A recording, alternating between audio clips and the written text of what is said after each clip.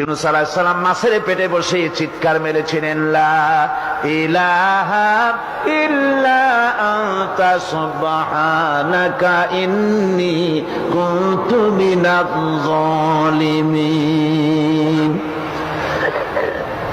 তিনি বলছিলেন, আয় আল্লাহ তাআলা, আমি তোমার প্রশংসা করছি, তুমি ছাড়া উপাস্য নাই, মাবুদ নাই। আমি তোমার পবিত্রতা ঘোষণা করছি, আমি তো জালিমদের অন্তর্ভুক্ত হয়ে গেছি। বাস এতটুকুন কথাই বলেছেন।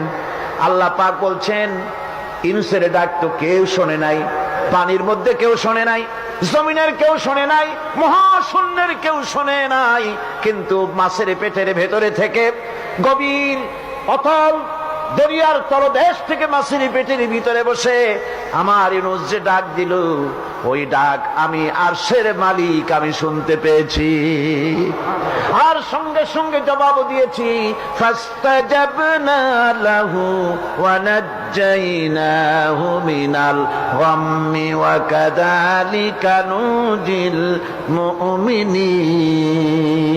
ডাকের সাড়া দিলাম, বিপদ দিয়া বাঁচায় দিলাম। শুধু ইউনূসের নাম, আল্লাহ পাক এ জায়গায় আবার ওয়াদা করলেন, দুনিয়ার যত মুমিন বান্দা আছে তারা যদি কখনো বিপদে পড়ে যায় আর আমারে যদি ডাকে, আমি এই রকম করে বিপদ থেকে বাঁচাইয়া দেব।